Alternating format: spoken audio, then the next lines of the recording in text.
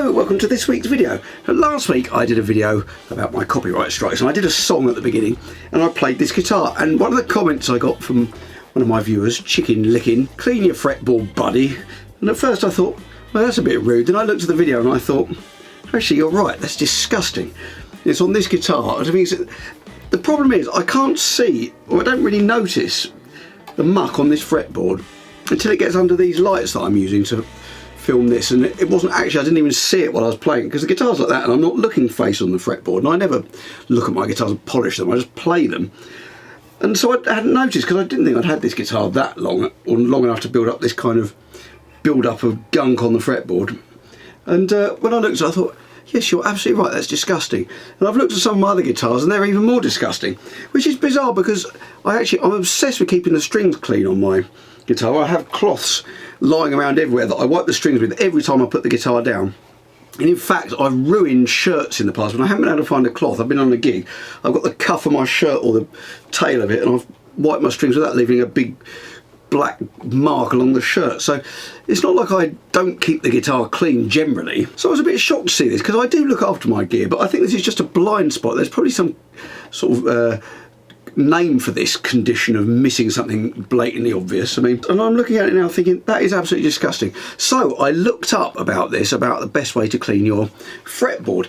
One of the first things I did, and I had it in my mind, because if you watch my channel, you know this is my latest guitar, my EVH Wolfgang, and in the pamphlet that comes with that, Eddie Van Halen talks about not cleaning the guitar, nor not cleaning the neck. Now I don't know if this relates to the fretboard, because I've tried to look at pictures of his guitars and it's a bit difficult to tell whether his fretboard's clean or not. I suspect it might not be, because he reckons that, as that guitar's got an unfinished neck on the back, he reckons that the oils that come out of your hand actually condition the neck really nicely. It takes longer than putting oil on it, but he reckons that's the way to do it. Now, in the user manual that you get with the EVH Wolfgang, there's a little note at the beginning from Eddie, and this is what it says. I never clean my guitar, I never clean the strings. Dirty strings tend to have a warmer tone. Brand new or clean strings have a brighter sound. Again, depends on your preference, but I especially never clean the neck. So, going back to that, I do clean the strings. I prefer the strings to sound at least a bit bright, and in fact I use elixir strings which are coated and they last much longer. I mean, these strings on this guitar, I mean, I've done lots of gigs on this, but they're still, and you can see the coating starting to come off, but they're still very bright because you don't get the dirt in the little you know, in the gaps which you do on uncoated strings. So these for me last much longer, and I used to have extremely sweaty hands. I used to have to change my strings on my acoustic guitars every gig before I started using elixirs. Anyway, back to Eddie. I prefer my natural skin oil to condition the neck as opposed to mineral oil. It will take longer for your natural skin oil to condition the neck versus using mineral oil. Like fine wine, it takes time. Depending on how much you play, if you play a lot, in about 8 or 10 months you'll have the smoothest playing neck you've ever laid your hands on. I don't polish my guitars either, because I prefer the guitar to age naturally. I basically restring it, intonate it, make sure the neck is straight and make sure the strings are fully stretched before locking down the nut. Then I'll do what I love most, play. So there we are. So I did think, well, maybe if Eddie doesn't clean his neck, maybe I shouldn't, but I'm not doing this for any reason. I don't think it's, you know, it imbues a superior tone by having a load of crud all over the neck. So anyway, I did some research on the internet at the best way to do it, and of course, so there I go straight on to the internet and I order myself some quadruple grade 0000 wire wool for cleaning it, and I got myself some fretboard oil. In this case I got some Dunlop fretboard 65. So I thought it might be quite good to do a time lapse of cleaning the guitar with the most disgusting fingerboard I've got, which is, let me go and get it, hang on, this guitar. This is my Martin HD28. Now I use this, I don't use this on gigs anymore. I used to gig it a lot when I first got it, with the Fisherman pickup and stuff, but I've since bought guitars which are kind of designed for plugging and playing live. I've got a Takamine and I've got a Maton, which they've got everything built in, and they're not maybe as resonant acoustically, but that helps with them not feeding back live. So I used to use this a lot, but I only use this in the studio, and this records really well, this guitar, and I also play it a lot at home. And as a result, I've had this over 20 years, this guitar, and I can't remember if I've ever cleaned the fretboard. I think I might have cleaned it once, because when I first started doing some YouTube videos, I did a video on this and I looked at it afterwards and went, those strings, look, that fretboard looks absolutely disgusting. So I think I cleaned it then, but I can't remember. It doesn't look like I have, but I'm going to do some close-ups on this in a minute. So the strings are fairly worn out on this. I've had these on a long time. These are elixirs and they're fairly worn out. So I'm not going to clean that one yet. The only reason being is I'm going to do it when I restring it, and it doesn't need restringing. I'm not going to take the strings off just for the sake of it, but when I do restring it, I will clean the fretboard. But this one, it definitely needs new strings, and I think it really does need a clean. So I'm going to give this a clean, and I'm going to do a kind of video of cleaning this, and maybe do like a sort of time-lapse thing, because I think that would be quite satisfying. I love watching those videos where you see somebody jet washing a patio and you have it speeded up and it cleans. So I'm hoping I might achieve a similar thing with this. So I'll do some close-ups on this now. So there we go. Can we see? I mean, the strings are pretty awful as well. But look, that is absolutely disgusting. I'm slightly embarrassed at how bad this is. I mean, this is absolutely appalling. I mean, it's only finger gunk. There's nothing too untoward, but I really cannot believe I've let it get like this and I haven't noticed. So there we are. So I'm going to set the camera up above this and I'm going to start cleaning it. So we'll have a before and after. I might take some photos of it too. Okay, here we go. So I think the first thing I need to do here is take these strings off, because otherwise I'm not going to be able to get to the neck. So let me do that first.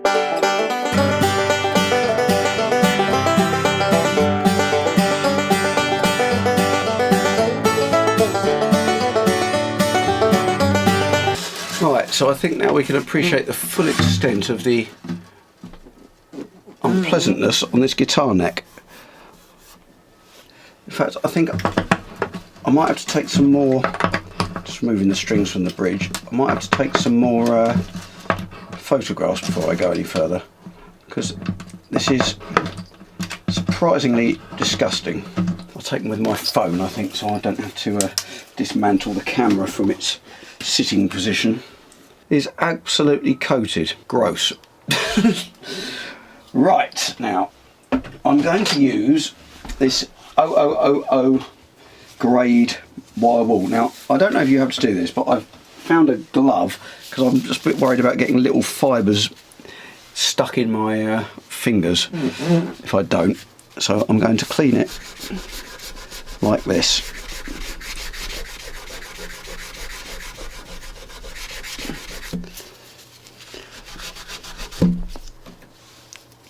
That's quite hard work. Start down here, actually. Makes sense to start at the beginning. Now there is a certain amount of fret wear on this guitar as well, but not yet to the point where it needs refretting. I could probably get them topped and polished, but I'll see how I get on. It might be more noticeable once I've done this. I'll be honest, I don't know why I'm using this stupidly small bit of wire wool. Let me get a bigger bit. Might make life a bit easier.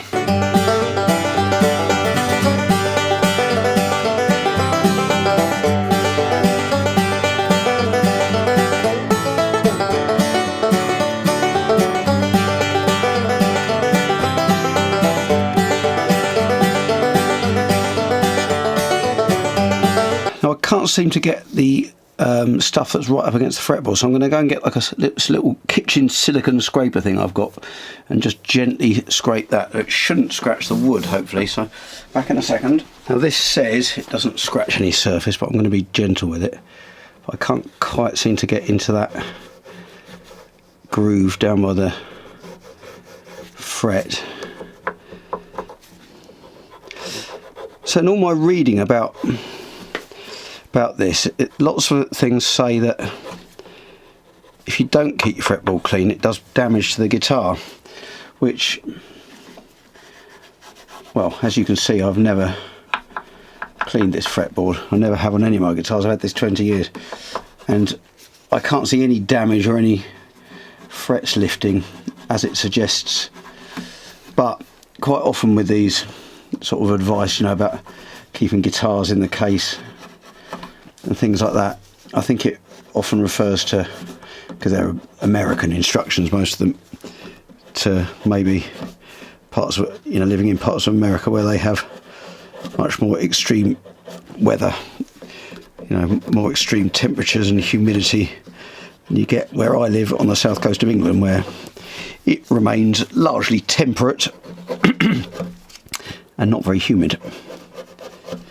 So, well, at the moment, who knows in the next 20 years what will happen. as we've had weird weather this summer. I can feel how much rougher it is up here, because I don't play up here, so amazing that your fingers do smooth it out. Right, just going to go over each fret again to try and get rid of any bits of stuff that I've now managed to loosen using the scraper.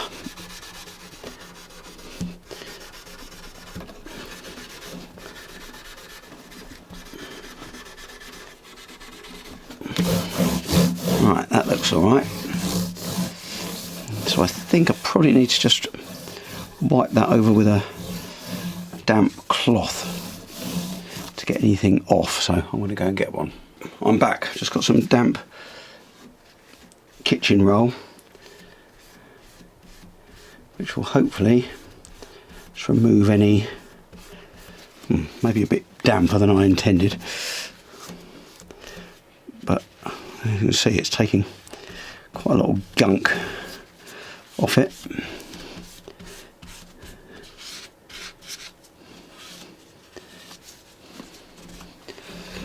Also, the headstock is very dusty, so I'm going to just rub that with this overly damp cloth.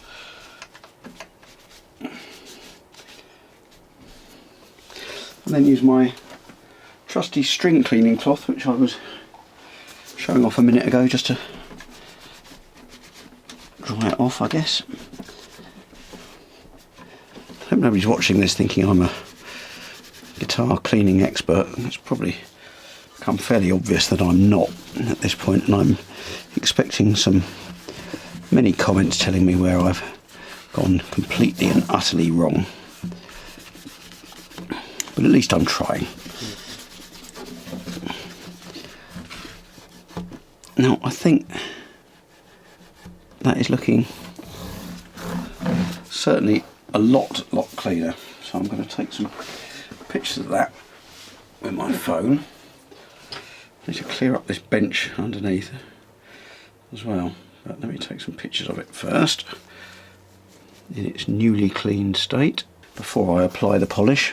Right, that all looks pretty nice and dry. So now I need to apply the lemon oil. Never oiled a guitar in my life. This is the first time I've ever owned any of this. Remove string, shake bottle well, invert bottle and press the Dab-O-Matic application against the fretboard. Dabbing it to start the flow of oil. Do not squeeze bottle. Not squeezing this is a bit like when you eating a fruit pastel or one of those sweets that just really is asking to be chewed. Because the only thing you want to do here when it's not coming out is squeeze the bottle, but it's told me not to, so there must be a reason why it says not to. I'm assuming because it probably goes everywhere if you squeeze it. So the temptation to squeeze it is ridiculous, but I'm not.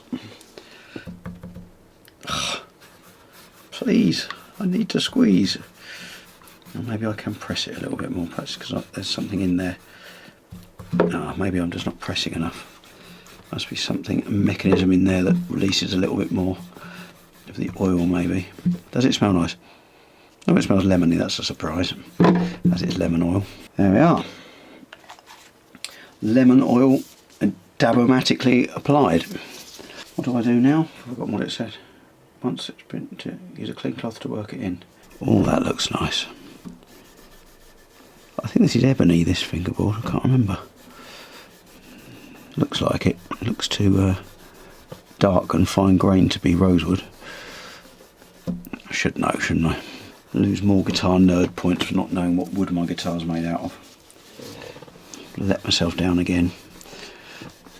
Like my previous video where I realised I didn't know how many frets I had on my Danny Gatton Telecaster. Always thought it was 21 because it was a reissue of a 1952, or based on a 1952 Telecaster, only to find out watching one of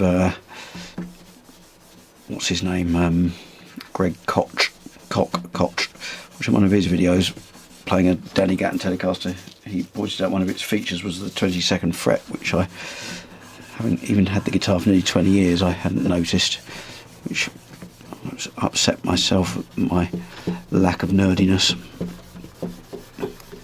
Well, there we go. That looks very nice. Still can see some slight gunk along some of these bits, which is slightly upsetting. I can't seem to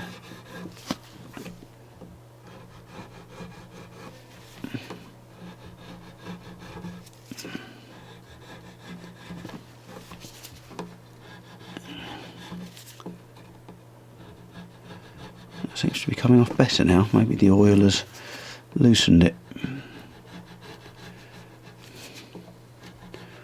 Or coated it or something. Let me start down here. Oh, that's weird, it wasn't coming off before.